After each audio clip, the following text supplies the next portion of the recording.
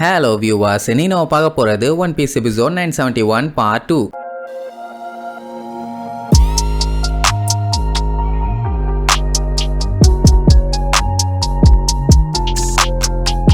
Open பண்ணா போன பாட்டுல ஓடன் ஏதோ ஒரு டீலை போட்டு கடைசியில் அந்த டீலே என்னன்னு எனக்கு தெரியாது, நான் எல்லாத்தையும் மறந்துட்டேன்னு அந்த உரோச்சி கிண்டல் பண்ணிட்டு மட்டும் போறது இல்லாம மத்தவங்கள கொன்ன மாதிரி உன்னையும் நான் கொன்றுவேன் அப்படின்னு மிரட்டிட்டு போனால அவளை அதான் செம்ம கடுப்பாயிட்டாரு. இதுக்கு மேல எல்லாம் பொறுமையா இருந்தா ஒன்னும் வேலைக்கு ஆகாது. எப்படி அவன் சரக்கு அடிச்சுட்டு தூங்குவான், தூங்கிட்டு இருக்கும்போது தலையை வெட்டிடலான்னு முடிவு பண்ணி தான் எல்லாத்தையும் சண்டை கூட்டு போவாரு. ஐ மீன் அவரோட ஆட்கள் எல்லாத்தையும் சொல்றேன். அதை பார்த்துட்டு இருக்க மக்களுக்கெல்லாம் லைட்டா ஆச்சரியம், என்ன எல்லாம் மொத்தமா கிளம்பிட்டாங்க, அப்படி எங்க தான் போறாங்கன்னு. சொல்ல போனா இப்ப அத்தனை பேர்த்தோட பாடியிலேயே ரத்தம் ஓடல, வெறிதான் ஓடிட்டு இருக்குது. இனிமேட்டு அவனுகிட்ட எல்லாம் பேச்சுவார்த்தைக்கே இடம் இல்ல, கத்திய வச்சு மட்டும்தான் பேச்சுவார்த்தையை நடத்தணும்னு அக்கசாயா நயன் கூட்டம் வெறியோட போகுது. இப்போதைக்கு ஓடனோட ஃபேமிலி சேஃப்டியா இருக்குது. ஆனா இப்படி சண்டைக்கு வரான்னு மேட்ரு தெரிஞ்சா ஏதாச்சும் பண்றதுக்கு கூட வாய்ப்பு இருக்குது இல்ல. ஏன்னா அந்த உரோச்சி முதல்ல ஃபேமிலி மேலதான் கைய வைக்கிறான். இப்போ அந்த உரோச்சியோட பலம் யாரு, கைடோ மட்டும்தான். அதனாலதான் அவங்களோட முதல் டார்கெட் இப்ப அவனை மட்டும் காலி பண்ணிட்டாலே போதும், உரோச்சி ஆட்டோமேட்டிக்கா உளுந்தடிச்சு ஓடிடுவான். சோ பொறுமையா எந்த ஒரு சீனும் கிரியேட் பண்ணாம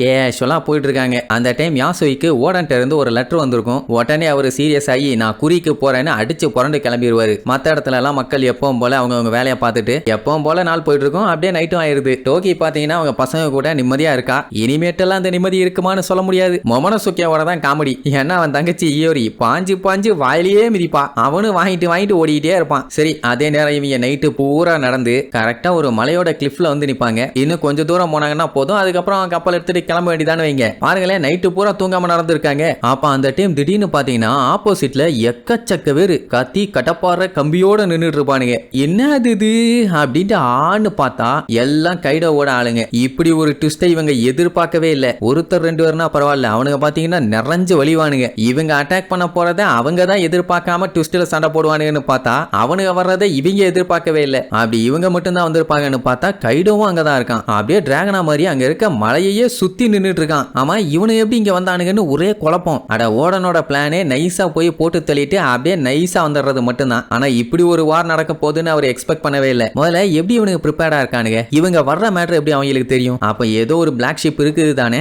இதே மாதிரி தான் பிரசன்ட் டேல மத்தவங்க எல்லாம் போட்டு வச்சிருந்த பிளான் எல்லாமே ஒண்ணு விடாம உரோச்சிக்கு போயிருக்குது. கேஸ் இல்ல, எந்த ஸ்பை இருக்கான்னு தெரியல. சரி, எவனா இருந்தாலும் என்ன, இவன் கூட சண்டை போட்டு ஜெயிச்சுதானே ஆகணும். ஆக்சுவலா எதுக்கு இவனுக்கு முன்னாடியே வந்துட்டானுங்கன்னா கைடோவோட மேன்ஷன் இப்பதான் புதுசா கட்டியிருக்காங்களாமா. அங்க போய் சண்டை போட்டு அந்த மேன்ஷனுக்கு எதுவும் ஆயிடக்கூடாதுன்னு சொல்லிட்டு முன்னாடியே கிளம்பி வந்துட்டான். அப்படின்னா பிளான் எப்பவோ தெரிஞ்சிருக்குது. அப்ப ஓடன் கைடோ கிட்ட 5 வருஷத்துக்கு முன்னாடி நான் உங்ககிட்ட ஒரு சத்தியம் பண்ணேன், அது எல்லாமே என்ன பொய்யா, நீங்க ஏன் சத்தியத்தை மீறினீங்க கைடோ அப்படின்னு சொன்ன உடனே ஆமா நாங்க சத்தியத்தை மீறிட்டோம், எல்லாமே பொய் தான்னு கேஷுவலா சொல்லுவான். இப்ப புரியுதா எதுக்காக நம்ம கின்னு வந்து முதல் டைம் பைரட்ஸை பார்க்கும்போது அவங்க எல்லாம் மோசமானவங்க, பொய் சொல்றவங்க, ரொம்ப ரொம்ப கேவலமானவங்கன்னு அசிங்கப்படுத்தினானே. அதுக்கு ரீசனே இதுதான். சரி, கைடோ தான் பலசாலியாச்சே, எதுக்கு இந்த மாதிரி ஒரு ஏமாத்து வேலை பார்த்தான்னா அப்பதான் ஓடன் அத்தனை வருஷம் கழிச்சு திரும்ப இந்த லேண்ட் ஆஃப் ஆனோக்கு வந்திருக்கான். இங்க இருக்க எல்லாருமே ஒண்ணு வீக்கான ஆளுங்க இல்ல, பவர்ஃபுல்லான ஆளுகளும் இருக்காங்க. அதுல யோகரோவும் ஒண்ணு. சோ வந்தவன் அவங்க கூட ஜாயிண்ட் அடிச்சுக்கிட்டு கைடோவோட குரூப்பை எதிர்த்து சண்டை போட்டான்னா அவங்க கூட எல்லாருமே வந்து சேர்ந்துக்குவாங்க. சொல்ல போனா அந்த டைமுங்கும் போது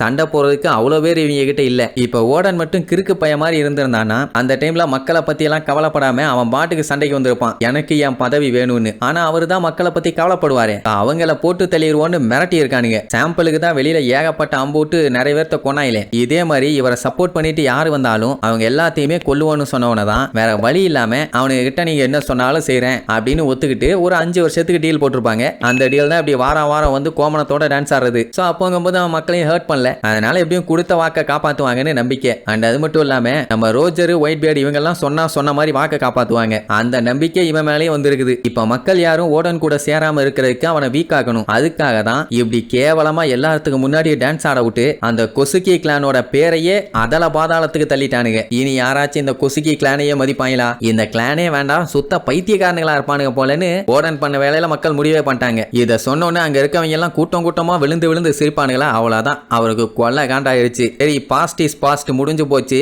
இனி ஃபியூச்சரை பத்தி டிஸ்கஸ் பண்ணுவோமான்னு அப்படியே கத்தி எடுத்து நீட்டுவாரு. உடனே பின்னாடி இருக்க அத்தனை பேரும் கத்தியோட ரெடி ஆயிருவாங்க. இப்ப பாத்தீங்கன்னா அனிமல் கிங்டம் பைரட்ஸுங்க பூரா கூட சண்டைக்கு வரானுங்க. அந்த டைம் கத்தியில அவரோட ஃபேமிலி, ஊரு எல்லாத்தையும் ஒவ்வொருத்தரையா காட்டுவாங்க. என்ன சொல்ல வராங்கன்னா, அவரோட ஃபேமிலி, லேண்ட் ஆஃப் ஆனோ இது ரெண்டையும் காப்பாத்துறதுக்காகவும் இவனுக்கு நிறைய பேர்த்த கொன்னு கொடுமைப்படுத்தி இருக்கானுங்கல்ல, அதுக்கு பழி வாங்குறதுக்காகவும் மனுஷன் இப்ப வெறித்தனமா சண்டை போட போறாரு. அதுவும் ஸ்டார்டிங் பார்க்கணுமே, மின்னல் வேகம் தான். வந்த வேகத்துல அங்க இருக்க ஒரு கூட்டத்தையே வெட்டி வீசிடுவாரு. ஆக்சுவலா வெட்டினதுக்கு அப்புறம் பாத்தீங்கன்னா அப்படியே பூவா செதற மாதிரி காட்டுவாங்க. ஏன்னா கண்ணை மூடி முழிக்கிறதுக்குள்ள ஒரு 10-20 பேர்த்த வெட்டி வீசுறாரு. அப்படி இருக்கும்போது ரத்தம் எவ்வளவு வரும்னு நமக்கே நல்லா தெரியும். அதனாலதான் அந்த அலையாக அப்படியே பூவா காமிக்கிறாங்க. சோ இப்படி அவர் ஒரு சைடு வெட்டுவாரா, அடுத்து பின்னாடி அகசாயா நாயன் வந்து அவங்க ஒரு சைடு போட்டு பொலந்து கட்டுவாங்க. இன்ன பத்தி நம்மளுக்கு நல்லா தெரியும் எந்த அளவுக்கு சண்டை போடுவாருன்னு. அஷுரா டோஜி சாமுராயிலே பெஸ்ட் சாமுராய், சொல்லப்போனா ஸ்ட்ராங்கஸ்ட் சாமுராய். அவரு ஒரு சைடு பொலந்து கட்டுவாரு. அவமட்ஸோ நம்ம முன்னாடியே பார்த்தோம், ஹாக்கி பவர்லாம் யூஸ் பண்ணி கதற விடுவாரு மனுஷன். கேட் வைப்பரும் டாக் ஸ்டோமும் சொல்லவே தேவையில்லை. அவங்க ஒரு ஊரே வந்தாலும் நின்னு சண்டை போடுவாங்க. ரைஸோ நிஞ்சா சும்மா பூந்து வித்தையை காமிச்சிட்டு இருப்பாரு. டெஞ்சிரோ பாத்தீங்கன்னா பிரில்லியண்டா சண்டை போடுறவன். காஞ்சிரோ வித்தையை காமிச்சு சண்டை போடுறவன். இப்படி எல்லாருமே வேற லெவல்ல சம்பவம் பண்றத பார்த்துட்டு அந்த பைரட்ஸுங்களே மிரண்டுட்டானுங்க.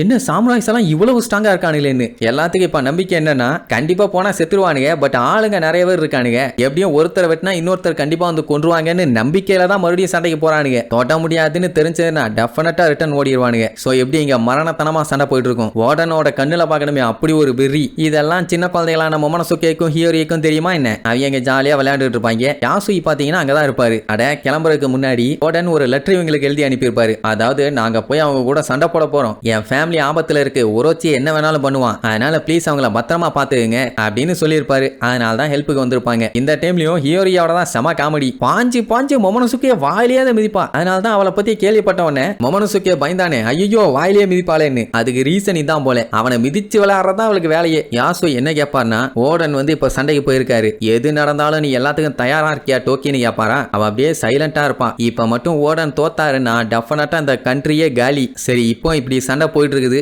இதுக்கப்புறம் சண்டையில என்னென்னலாம் நடக்குதுன்னு அடுத்தடுத்த எபிசோட்ல பார்க்கலாம். டாடா.